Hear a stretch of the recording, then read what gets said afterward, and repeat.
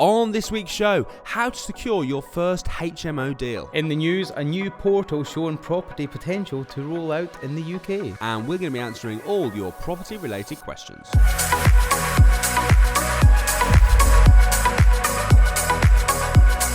Welcome to the Property Investors Podcast. Thanks so much for tuning in. Make sure you subscribe so you never miss an upload. You can catch us on Apple Podcasts, Spotify and YouTube. Enjoy this week's show and don't forget to share it with all your friends. Hi, I'm Russell Leeds. I'm Alistair Cunningham. And welcome to this week's Property Investors Podcast.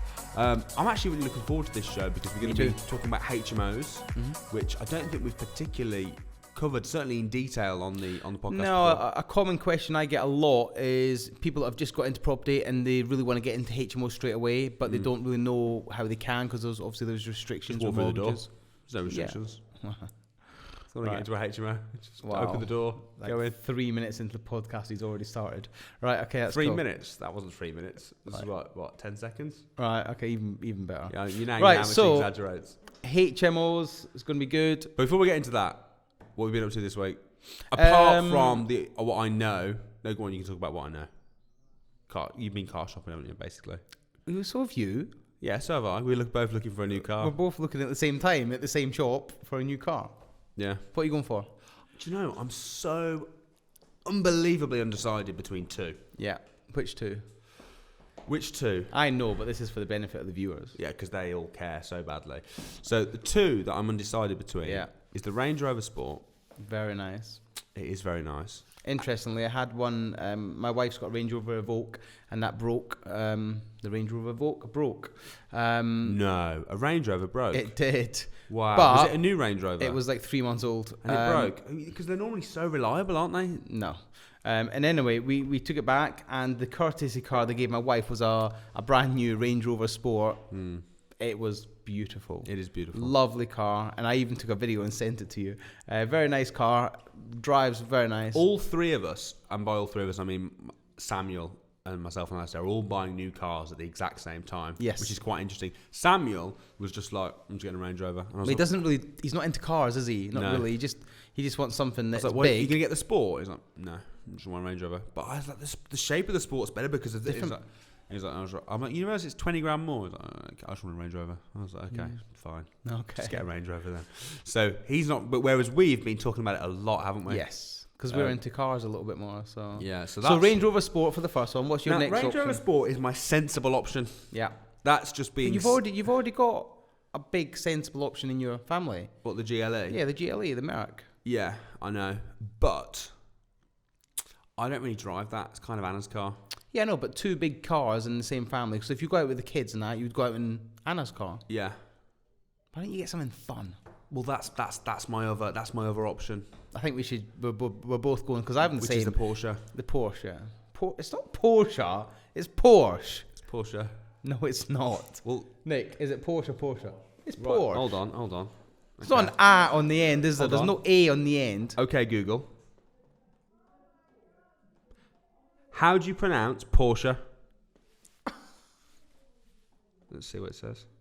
If we've got enough 4G in this godforsaken place. Can't reach Google at the moment. Oh, come on. Do you know why? Try Siri. Do you know why it's not understanding it? Because you said it wrong in the first place. Okay, Google. How do you pronounce Porsche? Try Siri. That's pronounced Porsche. Did you hear that? Did that get picked up? Let's ask him again. Okay, Google. How do you pronounce Porsche? That's pronounced Porsche. Porsche. That's how you pronounce it? I don't believe that. But anyway, it is. It must be Porsche on Google. Mind you, you're Scottish. You wouldn't know how to pronounce something. If you anyway, okay. So Porsche, which one? Don't say it. Panorama. No. Cayman. No. 911. Yes. It's got 4 seats. It's got 4 seats. It's the slight in between. It's being practical, but not being practical. Yeah. If you're having a 911, I'm not having a Cayman. You're having a Cayman? No way. No. We discussed this yesterday. You're having a Cayman? And it's not happening. Ain't happening. You are? You want a Cayman? No, I wanted a 911, but they're more money. Yeah, we'll get a 911 then? Yeah, I think we'll get a 911. I'm not sure, mate. I'm torn. I think the Cayman is a brilliant car. Yeah. I road tested one last week. I actually want the Cayman. Yeah.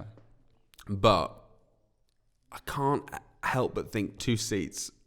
The problem is, I did look in a 911 and I sat in a 911 and the seats in the back are pointless. Yeah, but I've got a 3-year-old and a 4-year-old. There's no leg room at all. They're pointless. They're 3 and 4, mate. Yeah, but they wouldn't even get their small legs down. There's no space in the back.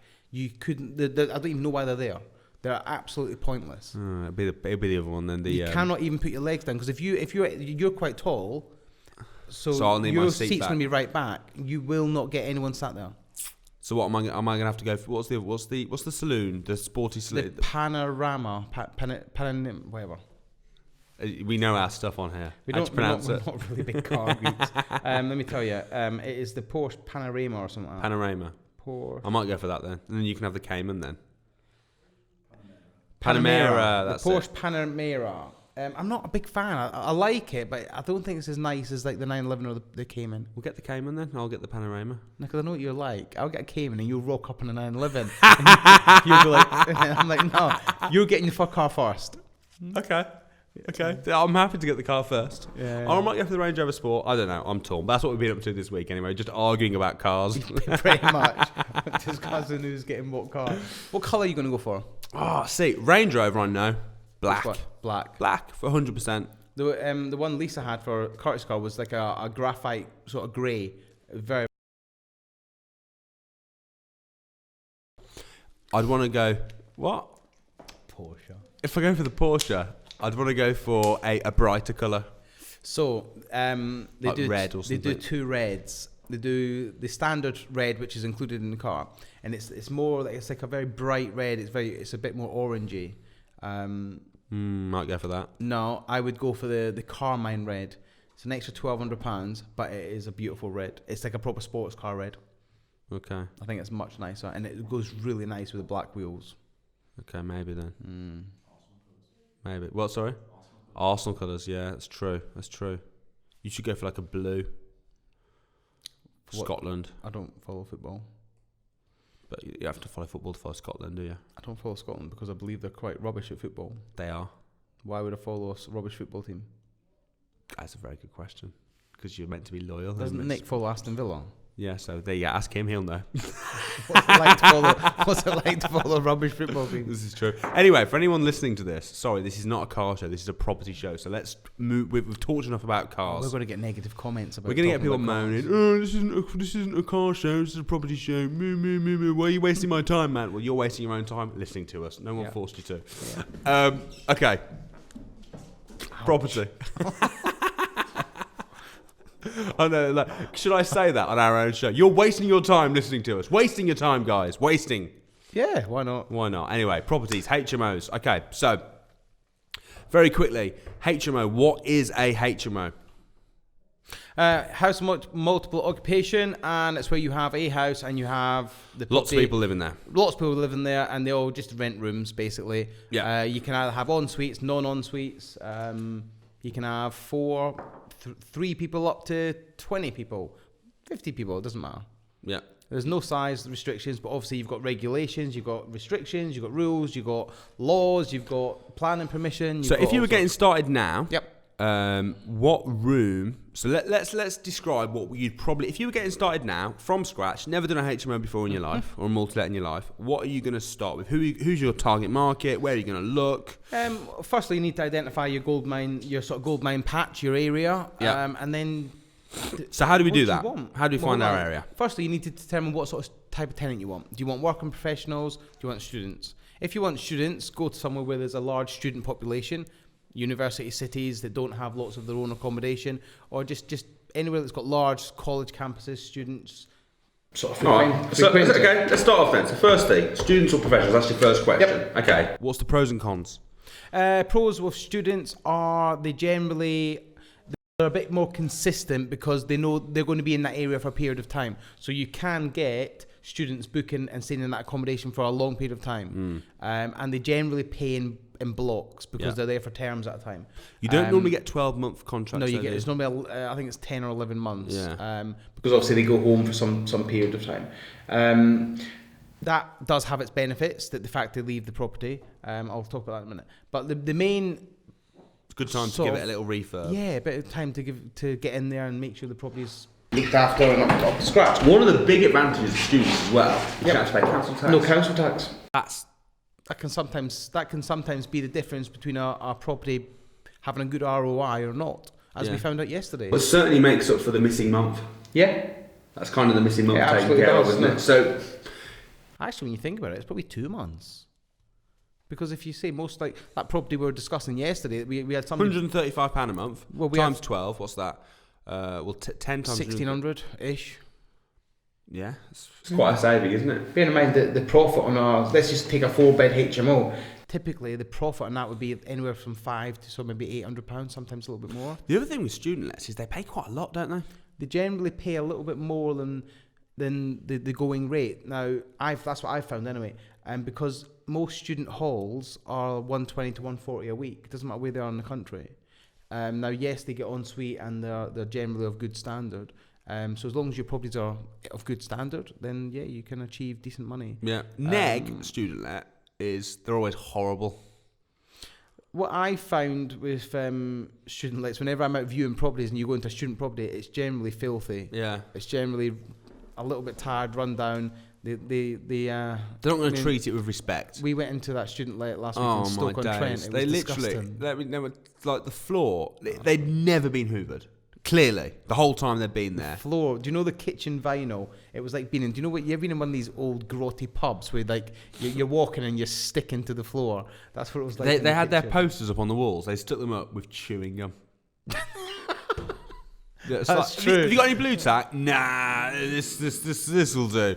It's not like it's an urgent rush to put your poster on the wall. It's not like, oh no, I need to do it now. What can I use? I suppose I could use some chewing gum. No. It's like you go and buy some blue tack, Yeah. or you just don't stick posters on the wall like Yeah. a 12-year-old And child. also in this one property, they've obviously been. The smell of weed in this house was ridiculous. I think we all got high just walking in it.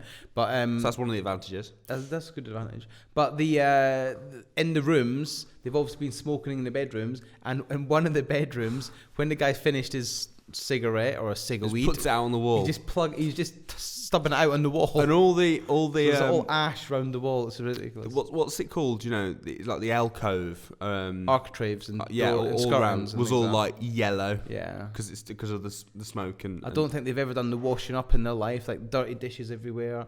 You would not want to eat in that kitchen. You would not want to cook in that kitchen. It's just grim, and you Now- certainly wouldn't want to go into the bathroom. Having said that, you haven't got to live there. No. So No, but you've got to have responsibilities. Come on, man. Like, But if- I, but so I if want my tenants living in a good, nice property. I don't Yeah. want them, I wouldn't want any of my. I wouldn't put any tenants in that property.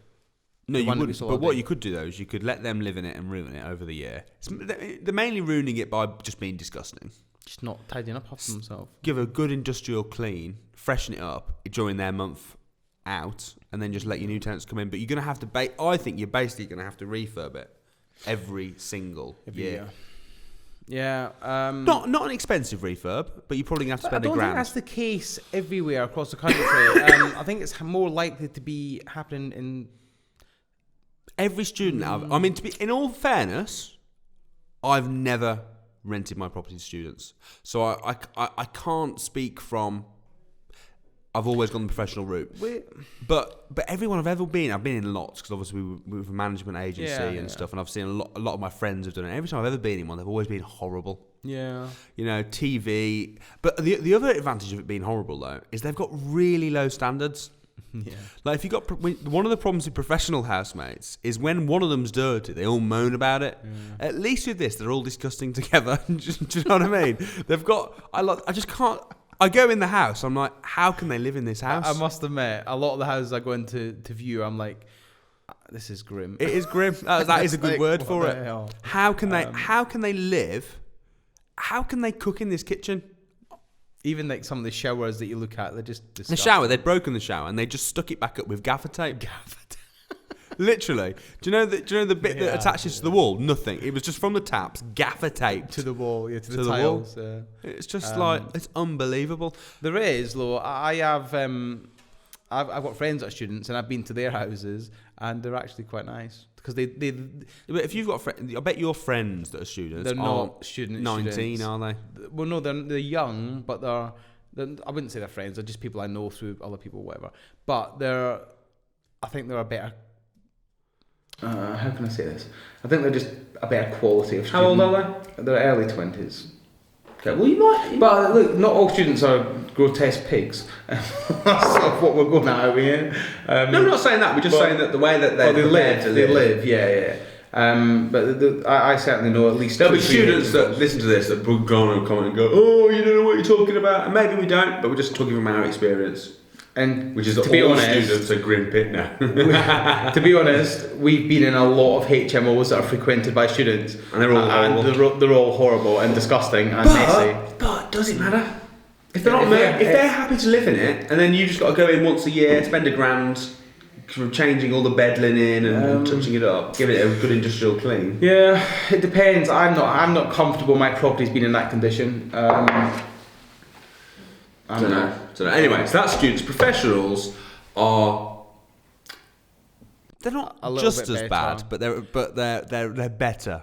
They're a little bit better, but again, it depends on the type of tenant you're after. Like, I know people that have got tenants. I like to go high end. Yeah, same as. But I do know people that have got tenants that are like professionals. They're doctors. They're working in a professional job, and they live like pigs. Really? Yeah. And they don't pay. They're always late. I know people. So HMOs is a tough market. You've got to do your homework, do your research. You cannot. Do not get blinded by the feeling that the cash flow is going to be awesome. The cash flow is awesome. It is awesome, but you've got to get it right. Don't think it's easy, because it's not. By far the simplest strategy is just single buy to lets. You won't make as much money, but the more money you make, the more hassle you're going to have and the more risk you're going to have. Okay, so the question was that if you were starting from students, professionals, what are you going to go for? I would always go for professionals. Okay, so go for professionals. So where are we going to look then? A big city that is doing well financially, that has got lots of jobs, that is on the up, that is somewhere where people want to live, people have jobs, people want to work, where there's businesses and industry coming to that area, and it's not on a downward spiral. But at the same time, you want somewhere where it's affordable to buy the house, to make it stack. Yeah. Now, in Samuel's book, Buy Low Rent High, yeah. He wrote that a few years ago now, and in that book, he states £25,000 per lettable room. Yeah. So if you were doing a 4-bed HMO, you'd be looking at £100,000 for the house. Yeah. Does that still stand?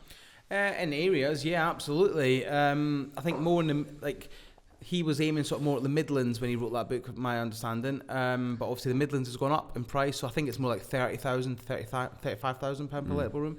Certainly up north, you can achieve a property definitely for less than £100,000 for 4-bed. You could probably get a 5-bed or even a 6-bed for £100K. So you want to find a city that's not too saturated, because a lot of the cities have either an Article 4 what's happened, right? Obviously, you've got Article 4 coming in. You've got a little bit of saturation happening in certain places. Do you find this though? Do you find that the saturation is for the low end properties? Yep, 100%. If you go constantly, if you go for a high, if you got en suites, and let me tell you something. Yeah. Sorry, I don't want to interrupt you. I'm nice and polite. You just interrupt me all the time. But let me tell you something, right? Kind of did just interrupt me though, didn't you? I know. And then you said you didn't want to not do it, but you didn't stop to let me finish. You just carried on. But carry on anyway. Yeah. Okay. I'll carry on. Right. Okay. So, about 4 or 5 months ago, we sourced a property for our overseas investor, a Chinese investor. She's been here probably 2 or 3 times, but she doesn't actually come to the UK to look at any properties. She's got quite a few properties in the UK, probably I think 7 or 8, and she asked us to find her a property, handle the management, do everything. She does not want to be involved. All she wants to do is pay the bills. She's very good at that. Literally, we send her an invoice, it's paid within an hour. Very, very good. The property went on the market last Monday. By Wednesday, she'd filled all 4 rooms, and they're all moving in on Friday. In 2 days. In 2 days. Because the property was quite a rundown property when we bought it. It was a buy, refurbish, refinance property. So we've done the property. She paid for it cash initially, and then she refinanced it. So she's pulled a lot of, not all of it, but a lot of her money out. The property was done to a very high end. Now it's not all en suite, but one of the bedrooms is en suite, and then there's a downstairs toilet which we've managed to get a shower cubicle into, and then you've got the main bathroom upstairs. So there's basically 3 bedrooms. 3 bathrooms. 3 bathrooms to 4 rooms. So one room's not. 3 rooms have not got en suites, but they've got 2 bathrooms to share.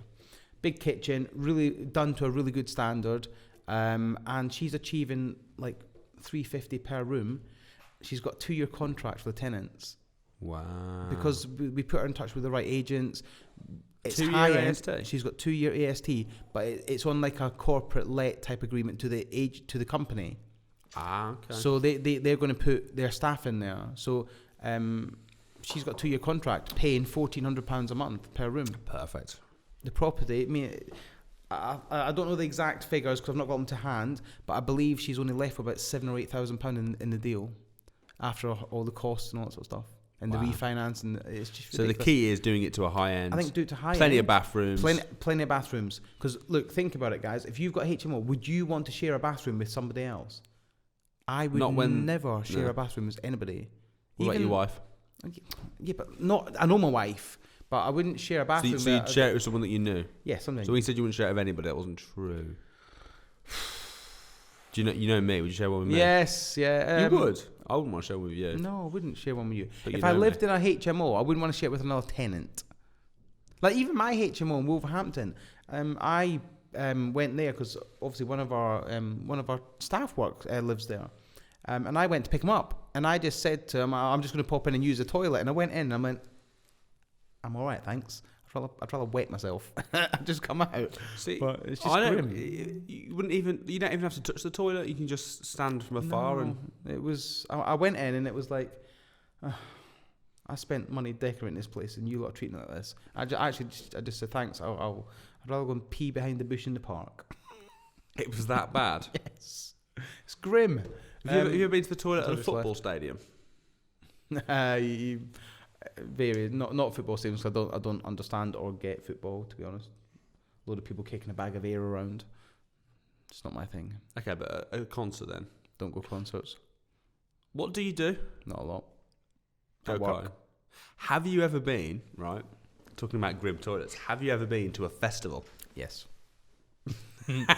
They're grim. I went to Leeds Festival, Okay. or maybe, I don't know, 18 months ago. Yeah. And I just couldn't believe how disgusting it was. I was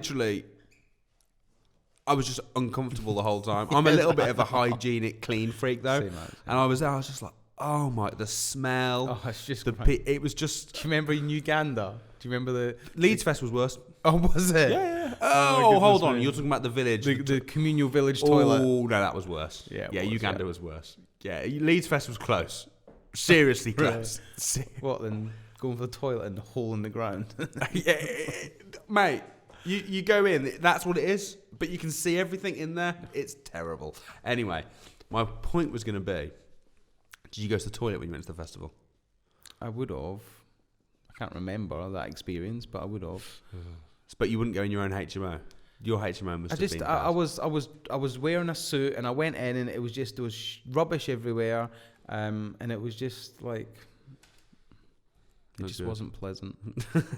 And I was actually a little bit disappointed, because it's my HMO. I spent a lot of money in that property, and they're just not looking after the place. Like the kitchen's got pots and pans everywhere. There's a bag of rubbish on the floor. It's just they're always like that. Yeah, but I find it really disheartening. I spend all that money in that property, and I actually said to my HMO manager, I'm never going back to that property.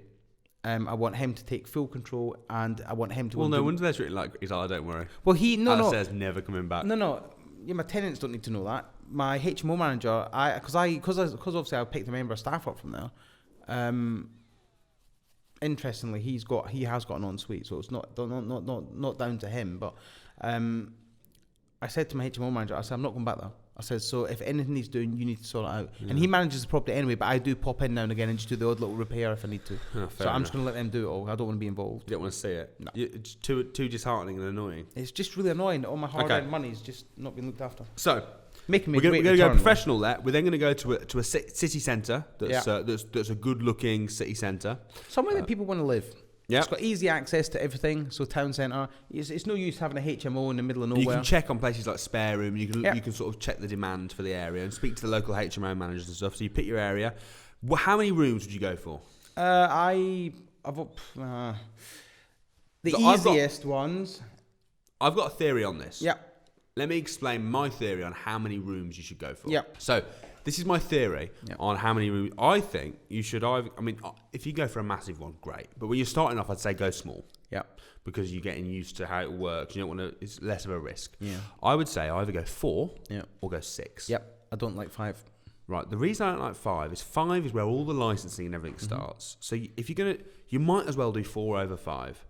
But if you're going to bother with 5, you might as well have 6. Might as well have 6. Yeah. So I think 4 or 6. I would say for your first one, probably go 4.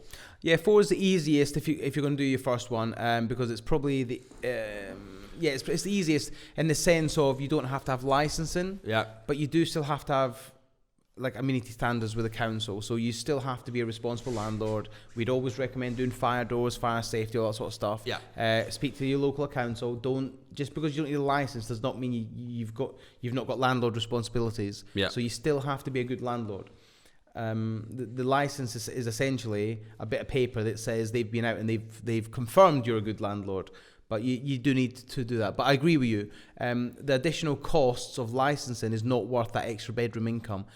I would go 6 or 7. And would you more. would you say 4 bed and maybe go for like a couple of bathrooms? At least I've actually 2? just changed how I feel about this now. So I was very happy. I think the market's changed actually. I think the market's changed. I think the market was fine with having 4 bedrooms sharing 1 bathroom. I think now it's all en suites. If you want to really maximise your income, it's got to be en suite. I tell you why, the market's changed because there's more people doing it. Yeah. And then the competition has improved. Yeah. And therefore, if you're stuck doing the old way. Do you know what I think about the competition in HMOs? What? It sucks. It's rubbish because most HMOs are rubbish. Yeah. They're rubbish. They're very poorly run.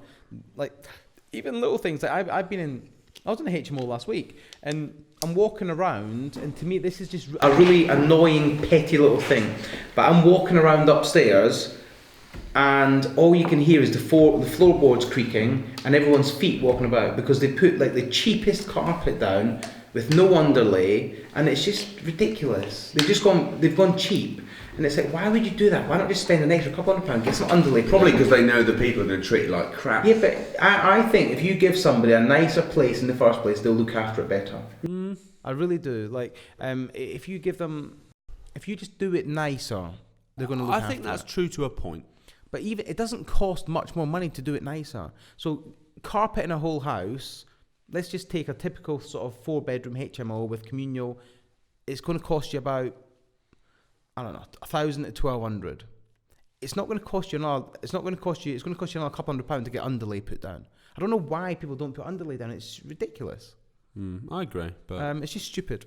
I don't understand why they don't do that. And then the other thing, I think the market's now dictating en suites because every HMO manager I speak to, they all say, "What is your HMO?" And we say, "Look, it's a 4-bed, 2 bathrooms," and they're like, "Yeah, it's fine. It'll get X amount per month. If you make it en suite, it will now get this, and it will rent out super quick."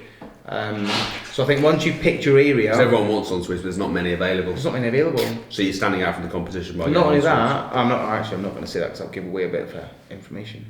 Isn't that what the point of this show is? Yeah, it is. Yeah. So if you go en suites in all properties, you can take a conventional property, convert the bathroom into a bedroom, and then have en suites in all bedrooms. So you can get more space out of the house. Interesting. That is interesting. That's not bad. I'll tell you where that would have really worked. Where? The property we looked at the other day. Yeah. The bathroom was humongous. Huge, wasn't it? It was ridiculous. It was like a double bedroom. It was, yeah. And you could have an ensuite. You wouldn't need an upstairs bathroom. Or the other thing you could do for that bathroom, for example, is you could have split that into 3 bathrooms. So rather than putting en suites in the rooms. Interesting idea. Have 3 separate shower units. But obviously, very easily, that wouldn't even cost that much. You're not going to have toilets in bedrooms, so you would still need toilet like WC cubicle. No, but that bathroom, for example, was massive, right? You come in, what you could do, you could always. Fine. Do you know corridor, free? Yeah.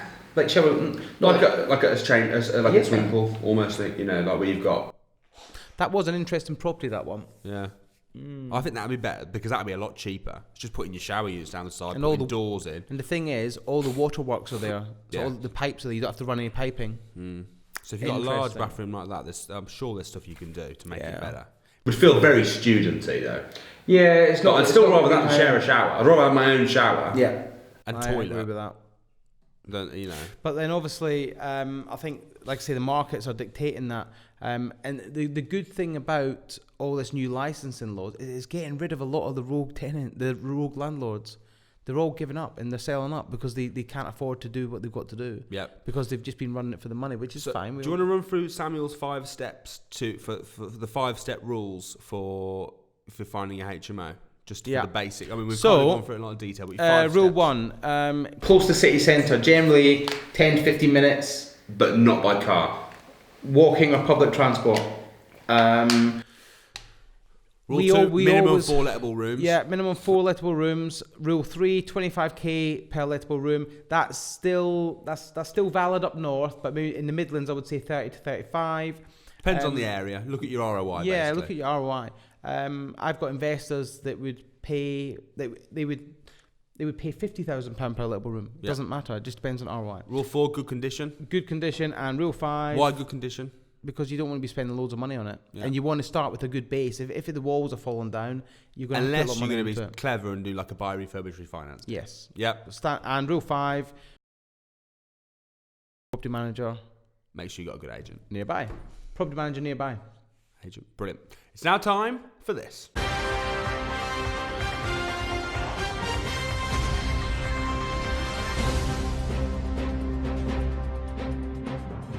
Okay, so this I think is pretty exciting. Yes, so do I. So a property potential portal, Yeah. which claims to be highly successful across the southeast of England. So it's already in. You can have a look at this. Check it out now. Is now going to launch across the rest of the UK. So since the end of 2017, the portal, it's called Upshoot, Okay. has listed properties currently on sale in the southeast, along with the usual details. The portal's algorithms reveal what they believe the development potential of each property is, illustrating what could be achieved on each in terms of alteration and extension. Users can then get Upshoot to provide free 3D interactive models of each property, costings, and an indication of the potential uplift in value once the work has been completed. Currently has 25,000 visits per month, assessing the development potential of 50,000 plus properties, prompting the company behind it to expand it from its current patch of it's in currently London, Surrey, Sussex, and Kent. So that's basically what it does. They're looking at putting it across the UK. I just thought That would be very interesting for buy, refurb, refinance. Yeah. That would be like gold dust. Yeah, so I would pay. I would if that was like a monthly subscription. I would pay like a lot for that. yeah. In fact, I'd almost want them to charge for it so that stop everyone normal else using people it. didn't use it. Yeah. I think they should sell that for like. I would happily pay like £100 a month for that. It depends how accurate it is. Yeah. We'd have to see. I mean, I don't. But it's very, very interesting. And I wonder what it takes into account. Like, I wonder if it takes into account planning permission and. Well, it said that they factor in all things like costs and things like that. So yeah, they'll have all that sort of access. How amazing is that? It must take a lot to put together, to be honest. Yeah. What a Because great even just idea. one property is a mission to get all that information. Yeah. So I just think it's all. I mean, I'm assuming it's gonna be similar to something like Mouse Price, where it's a guide. It's not like. But I think that would be more accurate because Mouse Price doesn't give you information on like refurb costs and things like that. No, but what I mean is that the stuff Mouse Price does give you Yeah. is a guide, and I imagine that will be similar. It's going to be a guide, but wow, it's going to be very, very interesting. isn't it? It's great. So there you go, something to look out for. Yeah. I just came across that today, and I was like, wow, that sounds amazing. I'm gonna have a look at it. Yep, brilliant. Right, it's now time to answer all your property-related questions.